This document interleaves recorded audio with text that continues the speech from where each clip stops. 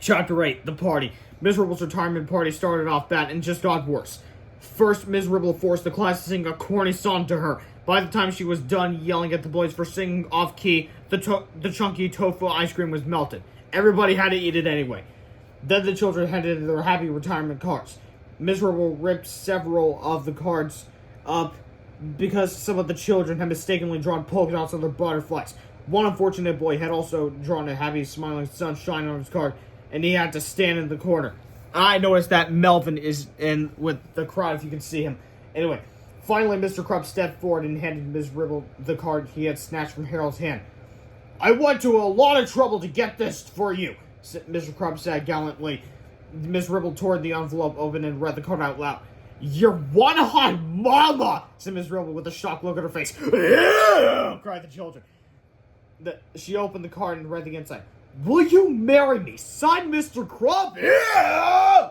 cried the children. The teachers gasped. Then the room grew silent. Ms. Ribble glared over at Mr. Krupp, who had turned bright red and began sweating profusely. He tried to speak. He tried to tell her it was all a big mistake. He tried to say something, but all that came out was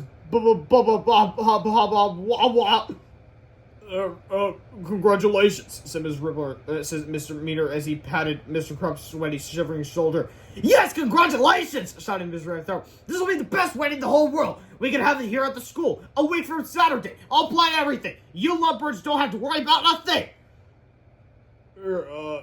Great, thanks," said Ms. Ribble, still looking quite angry and confused. Said Mr. Krupp. Chapter 9, Freaky Weeky. The following week at Drumhearts Elementary School was definitely one of the weirdest ones they had in a while. For example, none of the kids showed up for school on Monday. But Mr. Krupp didn't even seem to notice. "Hey, where's everybody today?" asked Mr. Recton. Said Mr. Krupp. On Tuesday, everybody did show up. In their pajamas. "Why is everybody picking their noses?" asked Mrs. Fit. Said Mr. Krupp. On Wednesday, for some strange reason, the whole school smelled like garlic and rotten egg salad sandwiches. Especially some of the girls. "Boy," said Mrs. Guided, the styles today sure are getting bizarre." Said Mr. Krupp. Thursday was, without a doubt, a complete and total disaster. "There's a fun fight in the lunchroom!" shouted Mr. Rustworthy. "And the football team is destroying the teacher's lounge!" Said Mr. Krupp. Now nobody was sure what happened on Friday. Apparently there was a mix-up with the dress code and the yearbook photos. "Our school pictures are ruined!" shouted Mrs. Dakin. Said Mr. Krupp. Yes, it was a freaky week, all right. But the big wedding was only a day away, and things were about to get really freaky. Chapter 10, The Big Wedding.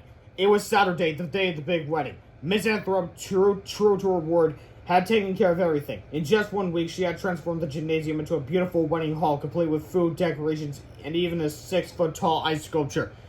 All of the children were dressed in their finest clothes. Harold even wore a tie, even though George's one supposed to be wearing a tie. Anyway, man, said George, I can't believe we have to go to school on Saturday. "I know," said Harold. Why couldn't they have had this wedding during Monday's math test?"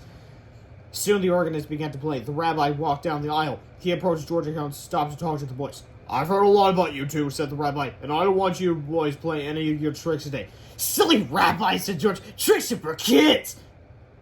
You guys can definitely get the reference, right? Anyway, believe it or not, George and Harold had not planned any pranks for the big wedding.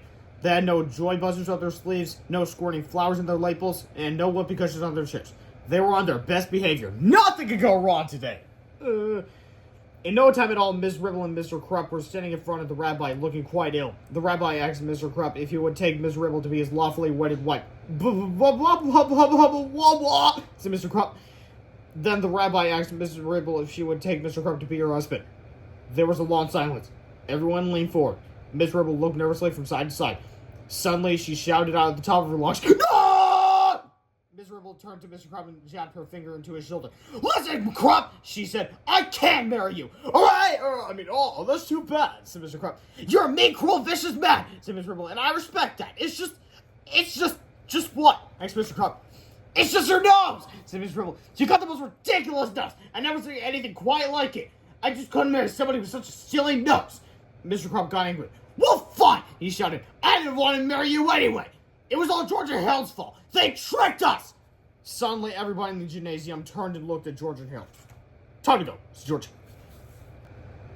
Chapter 11, The Refreshments.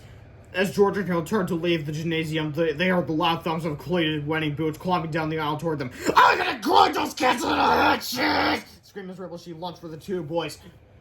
George and Hale screamed and ran to the back of the room to get the refreshments. There they hid behind two large wooden pillars.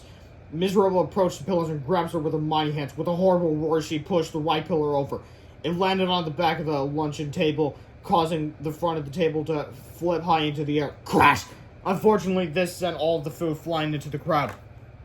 Oh, looks like we have a little cheesy Dr. Seuss sort of bit. Hey, let me read to you. The creamy candy carrots clobbered the kindergartners. The fatty fried fish fritters flipped onto the first graders. The sweet and sour spaghetti squash splattered the second graders. They needed 3,000 fine thimbleberries to thud the third graders. 500 frosted fudgy fruitcakes flogged the fourth grade. How did they afford all that food? And 55 fistfuls of fancy French fried frankfurters flattened the fifth graders. It's kind of weird doing all these F words. Anyway, by now you're probably worried that the wedding guests had nothing to drink with their lovely appetizers. Well, rest assured the second pillar took care of that.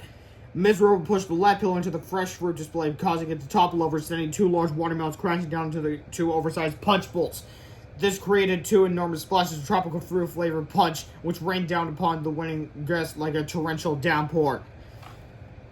Now, no wedding is complete without a wedding cake, and when Miss Ribble kicked the ice sculpture over, the resulting crash sent the beautiful double-decker cake flipping high into the air right over Miss Ribble's head. I got you now! Screamed Miss Ribble as she grabbed George and Hale by their neckties. Splat!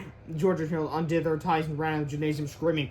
Man, cried Harold, I thought we were dead meat! That's what we get for going to school on Saturday! Said George. Chapter 12, Rabel's Revenge. As you might imagine, George and Hale were nervous about going back to class on Monday. But for some strange reason, Ms. Ribble seemed happy to see them. Good morning, boys, Ms. Ribble chirped with a giant, evil, toothy grin. Come here, I got something to show you. Uh-oh, said George. She's smiling. That can't be a good sign. George and Hale cautiously approached Ms. Ribble's desk.